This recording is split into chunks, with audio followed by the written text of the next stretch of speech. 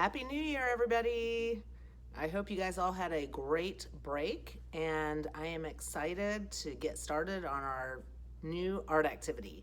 I really enjoyed seeing a lot of your 2021 pictures. You guys have awesome imaginations. I was really impressed with your work. Today, we're going to be making snowmen from a worm's eye view. So I'm excited. This is a really kind of fun activity that turns out really cool looking. So let's get started on it. You need to start out, if you have a piece of watercolor paper, that's great. If not, you can just use construction paper, white. It needs to be white. If you have watercolor paints, that's awesome. You can also use markers as well. If you don't have watercolor paints, I'll kind of show you how you can use those, but paints are preferred. Did I say a pencil, a blue crayon, or chalk pastel if you have it, and some construction paper for the snowman's nose. So orange construction paper and brown construction paper as well for the snowman's limbs. If you don't have those colored construction paper, you can always just draw your nose and your arms on your snowman with crayon or marker or whatever you choose. Okay, let's get started. Okay, so I want to talk about a word called perspective. So perspective means the way that you see something. So worm's eye view is the way that we're going to be, our perspective is going to be on this activity. And a worm is normally on the ground, right? So a worm's eye view would be looking up at something. So we're gonna pretend like we're a worm and we're right next to the snowman, and the snowman, we're looking up at the snowman because we're a worm on the ground and the snowman is a tall snowman. Another example of perspective would be a bird's eye view. If you pretended like you were a bird and you were looking down at the snowman, you would see something completely different than from a worm's view. So once again, that word is perspective, and it is the way that you see something, the way that where you are when you're looking at something. So like I said, this is going to be a worm's eye view. So the first thing that we are going to do is we are going to make, our snowman is going to have 3 snowballs. And he's going to be, or she is going to be kind of coming off of the page. So I'm going to take my pencil and I'm going to make my bottom snowball a lot bigger than the other 2. So about maybe not quite halfway up my paper, I'm going to start at the edge and I'm going to make a curved line, just like that.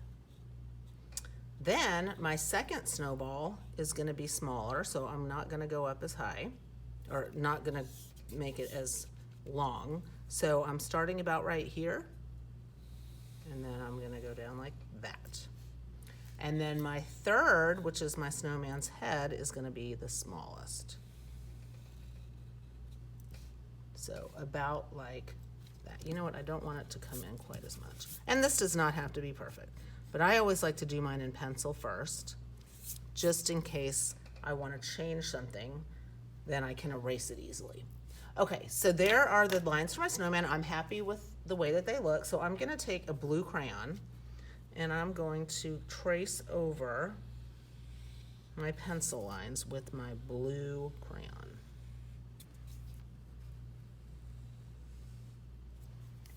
All right. Now, the next thing we're going to do is we're going to paint the part of the snowman, the sky, I guess, or just whatever you see that's not the snowman, the rest of the paper. The negative space is what we call that. And I'm going to use 2 primary colors, blue and red, to make purple. So what I'm going to do is I've got my watercolors right here.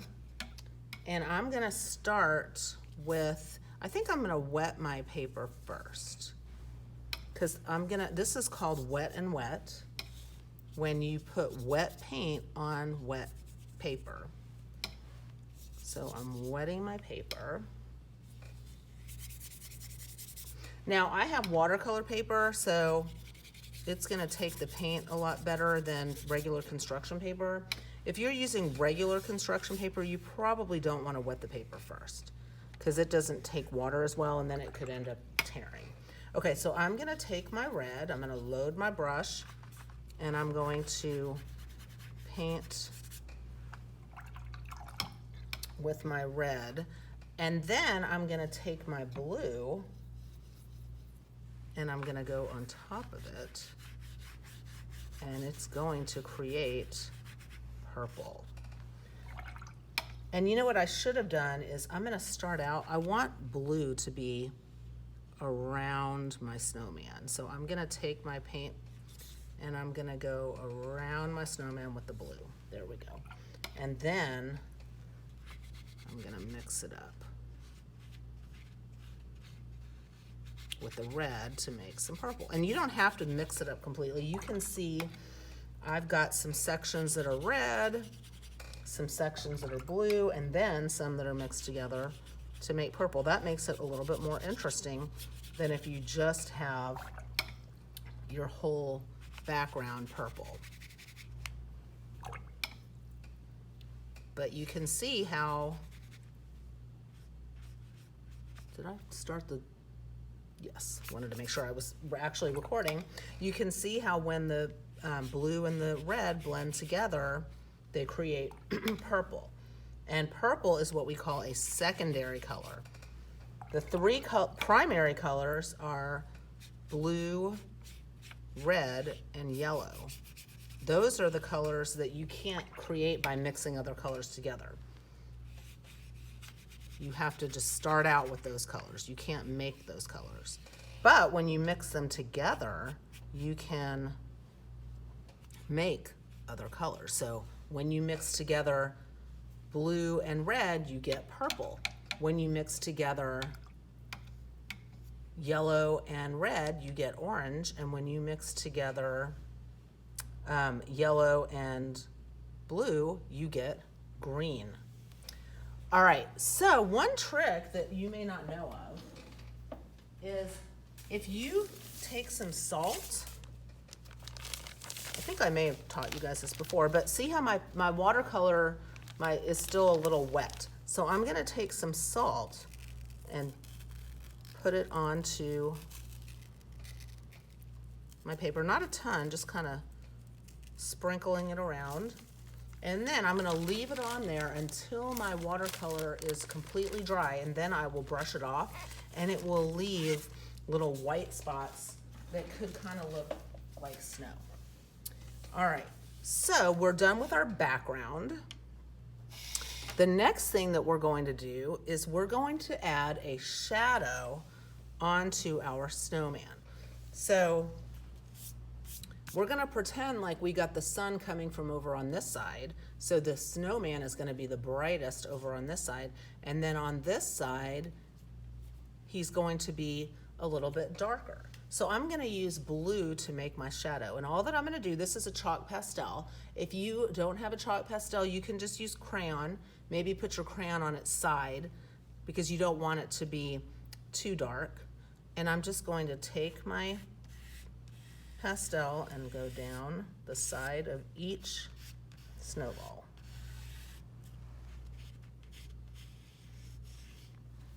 All right, and then I'm gonna take my finger. If you did it with a crayon, you're not gonna be able to blend it, but if you have chalk or a chalk pastel, you can blend it with your finger.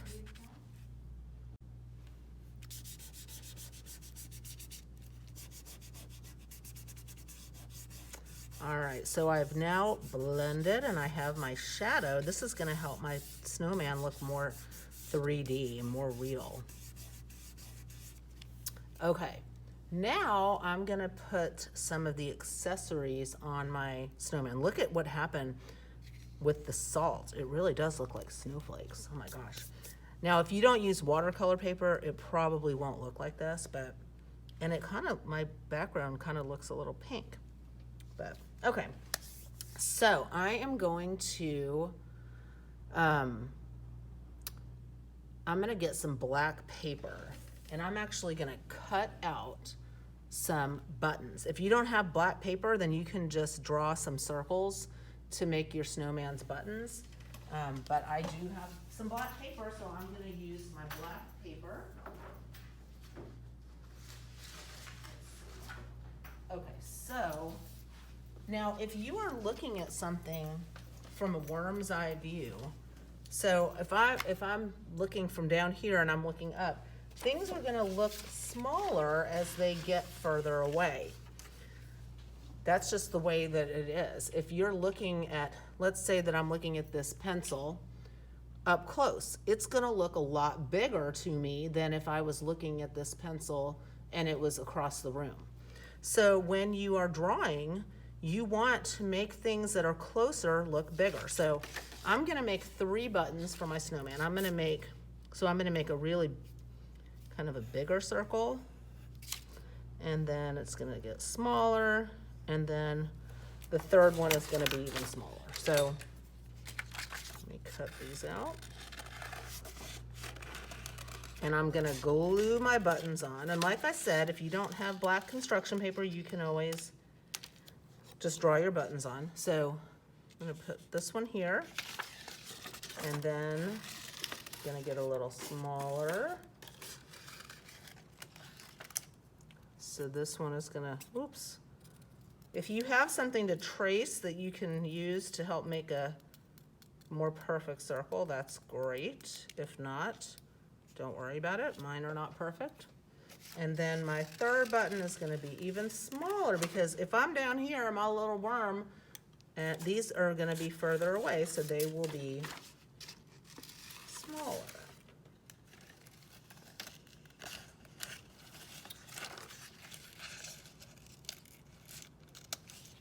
All right. Ooh, that does not even look like a circle. Let's see if I can fix this up a little bit. All right, that's good enough. Okay, this one is gonna go up here. Okay, so go ahead and glue those down if you did them with construction paper. Now my next thing I'm gonna do is I'm gonna make my snowman's nose. So I want my snowman to have a carrot nose. So I'm gonna make a little triangle on some orange paper. If you don't have orange paper, you can draw your snowman's nose. Okay, and I'm going to make, I want to put some contour lines. Actually, I'm going to make the snowman's nose a curved line, because that will make it look more realistic. And then I'm going to make, so see how I curved the bottom of the carrot? It's not a straight cut, it's a curved line. And then I'm going to make contour lines. So I'm gonna just take my, actually, I'm gonna use a black pencil, or you can just use a regular pencil. Where's my black pencil? There it is. And I'm gonna,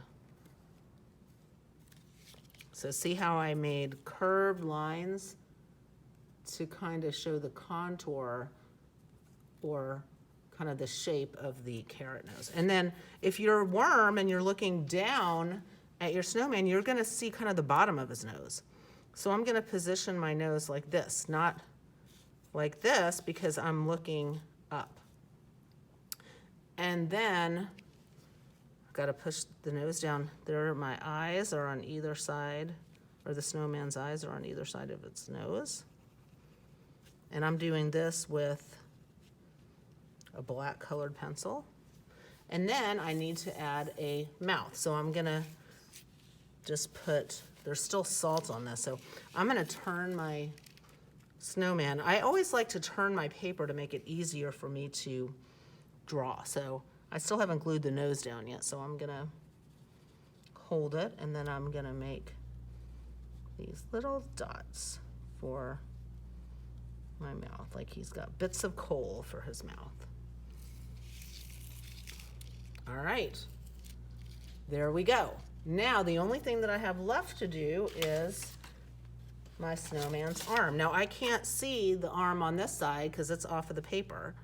So I'm just gonna make one over here, and I'm going to take my brown paper.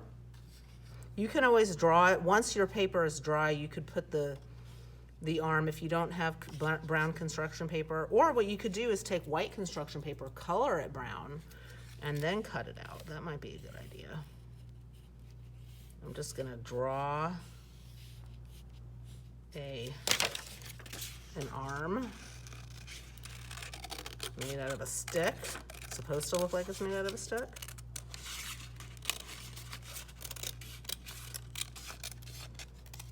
And then I'm going to glue it on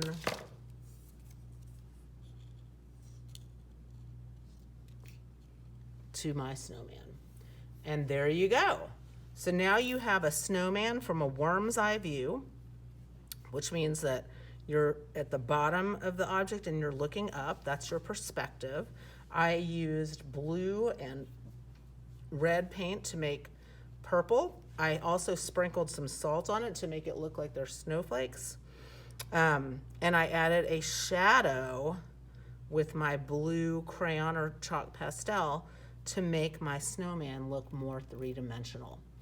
All right, I hope you guys had fun with this. This is a really fun activity. I can't wait to see what you guys come up with. So post it on Flipgrid, or actually, I take that back. Well, you can put it on Flipgrid, but make sure that you put it on Seesaw or Google Classroom if you're in 3rd through 5th grade.